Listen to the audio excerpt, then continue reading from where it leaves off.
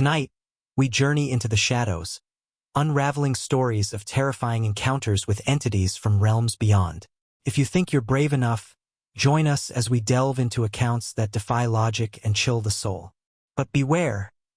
Each tale serves as a haunting reminder that some doors should remain closed.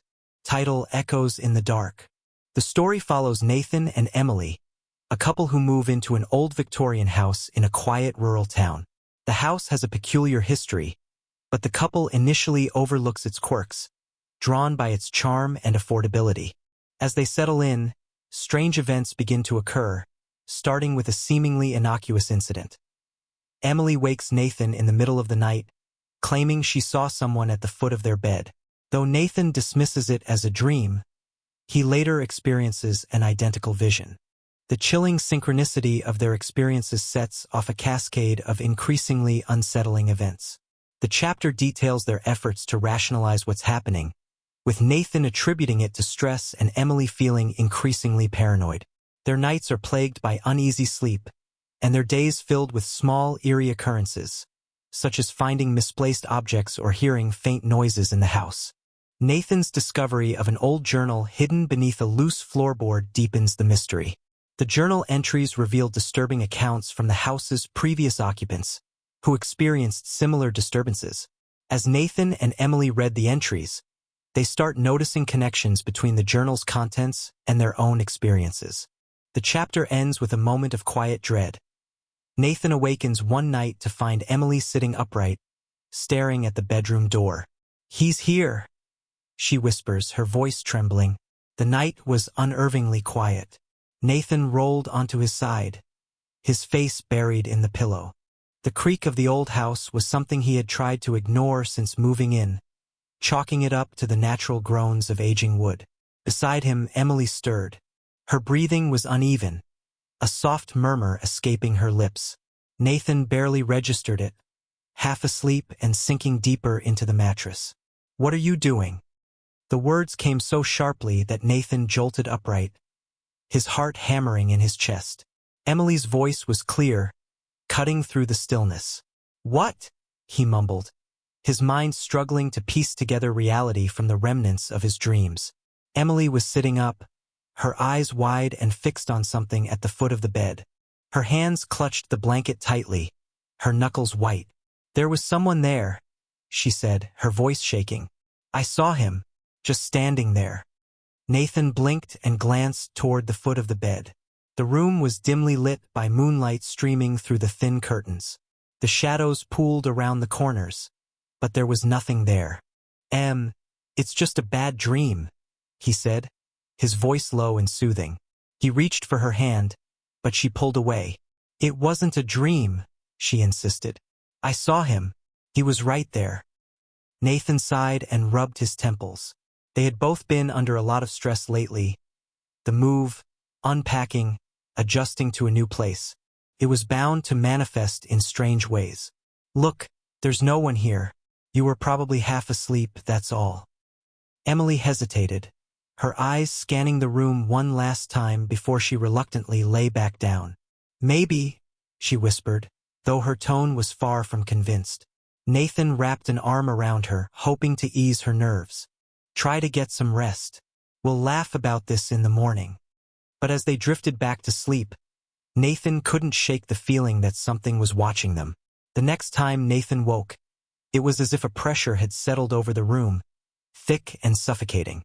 His throat felt dry, and his body was drenched in sweat. He turned his head, and his blood ran cold. A figure stood at the foot of the bed. The outline was faint but unmistakable. A man, tall and gaunt, his head tilted slightly to one side. The bedsheet was wrapped tightly around his neck, twisting upward like a grotesque noose. Nathan's voice caught in his throat, but the words spilled out instinctively. "What are you doing?" The figure's head snapped toward him, and for a moment, time seemed to freeze. "Nathan!"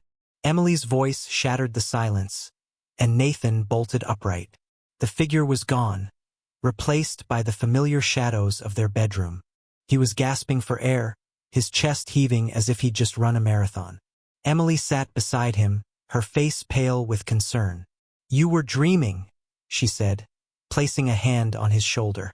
You were talking in your sleep. Nathan shook his head, his hands trembling. No, eminencia. I wasn't dreaming. I saw it. The same thing you did. Emily's eyes widened, and for a moment, neither of them spoke. The only sound was the faint creak of the floorboards, as if the house itself was holding its breath. The morning sun filtered weakly through the curtains, but the light brought little comfort. Nathan sat at the kitchen table, staring at his untouched cup of coffee. The events of the previous night played on a loop in his mind. Emily's scream, the vision at the end of the bed, and that voice. Emily entered the room, her eyes shadowed with exhaustion. She had hardly slept after their shared nightmare. She hovered in the doorway, hesitant, before finally sitting across from him. Did you dream anything else last night? She asked softly. Nathan shook his head. No. Did you? No, she said, though her tone lacked conviction. They both knew the question wasn't about ordinary dreams. The journal had been sitting on the living room shelf, untouched since Nathan first found it during their move. Now it felt impossible to ignore. Emily brought it to the table, flipping through its fragile pages. This belonged to Mary, the woman who lived here before us, Nathan explained. Emily's fingers traced the neat handwriting. Do you think it's connected to what's been happening? Maybe, Nathan admitted. But we don't even know what's happening. The entries were mundane at first. Notes about household tasks, weather reports, and mentions of her husband, Henry. But as they delved deeper, the tone shifted. Mary began writing about strange occurrences. Doors creaking open on their own, whispers in the night, and shadows that moved without cause. She described it, Nathan, Emily whispered, pointing to a passage. The entry read, Last night, I saw it again. A figure at the foot of the bed, staring. Couldn't move, couldn't scream. Henry doesn't believe me, but I know it's real. Nathan felt a chill crawl up his spine. It's just a coincidence, he said, though his voice faltered. Emily closed the journal abruptly. We need to know more about this house. Later that day, they visited the local library to research the house's history. The librarian, an older woman with sharp eyes, was happy to help when they explained their interest. That property has quite the reputation, she said, tapping the keyboard as she searched the archives. It was built in the early 1900s by Henry Whitaker, but there's not much about him in the records. She handed them a stack of old newspapers. The articles painted a fragmented picture. Henry had been a respected man in the community, but after his wife's sudden death, rumors of his odd behavior began to spread. One article caught Nathan's attention. It described how Henry had become a recluse in his final years, refusing visitors and rarely leaving the house. The cause of his death was listed as inconclusive. What about after Henry? Emily asked. The librarian's expression darkened. The house has changed hands many times. Most people didn't stay long. Some claimed it was cursed. Others just disappeared without a trace. That night, the unease returned. Nathan woke to the sound of faint whispers, like a distant conversation. He sat up in bed, his heart pounding. Emily, he whispered, nudging her awake.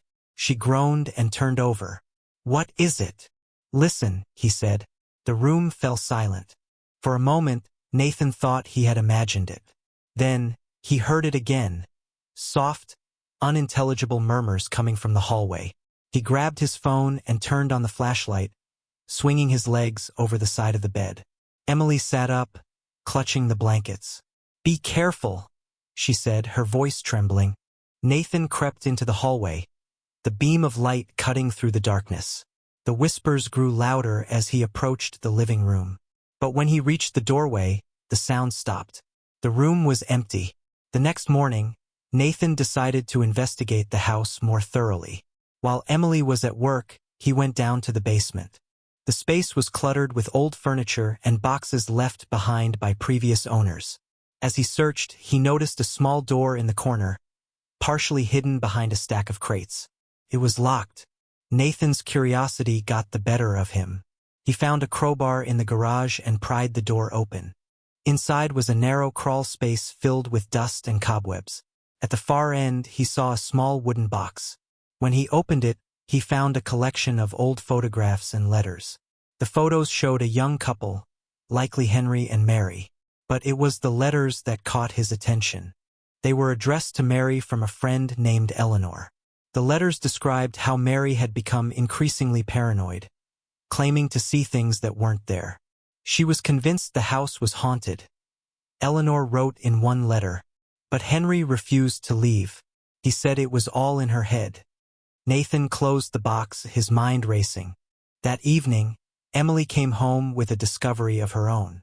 She had spoken to a neighbor who claimed to know the house's history. They said Henry was obsessed with some kind of rituals, Emily explained. After Mary died, he started collecting strange books and symbols. The neighbor said he was trying to communicate with something. Nathan frowned. Communicate with what? Emily shook her head. I don't know, but it sounds like whatever he did, it didn't end well. Their conversation was interrupted by a loud crash from the bedroom. They rushed upstairs to find the mirror above the dresser shattered. Shards of glass scattered across the floor. How did that happen? Emily asked, her voice shaking. Nathan checked the window, which was closed. There was no sign of anything that could have caused the mirror to break. It's just the house settling, he said, though he didn't believe it himself. That night, neither of them slept. Despite their growing fear, Nathan and Emily couldn't bring themselves to leave the house. Part of it was stubbornness. They didn't want to admit they were afraid. But there was also a sense of attachment, as if the house itself wouldn't let them go. We'll figure this out, Nathan said, though he wasn't sure if he was trying to convince Emily or himself. But deep down, they both knew the worst was yet to come. Nathan and Emily's decision to stay in the house despite the ominous events weighed heavily on their relationship. Each passing day felt like a psychological battlefield. The once charming house now loomed over them like a predator, its every creak and shadow a threat. Their communication had grown strained. Nathan spent hours obsessively researching the history of the house and its former occupants. Emily, on the other hand, sought normalcy, throwing herself into work and trying to ignore the unease that clung to her like a second skin. One evening, as they sat at the dining table in tense silence, Emily finally snapped.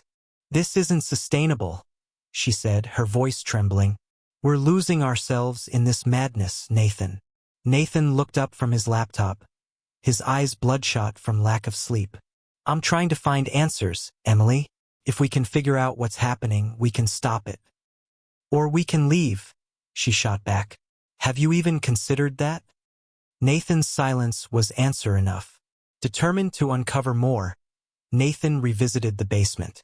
Armed with a flashlight and a crowbar, he began sifting through the debris with methodical precision. He discovered a stack of old newspapers tucked inside a wooden crate. Most of them were mundane, but one headline caught his eye. "Local recluse found dead in apparent suicide. Henry Whitaker's tragic end." The article detailed Henry's death but hinted at something darker. Witnesses described finding the room filled with strange symbols scrawled on the walls in what appeared to be ash.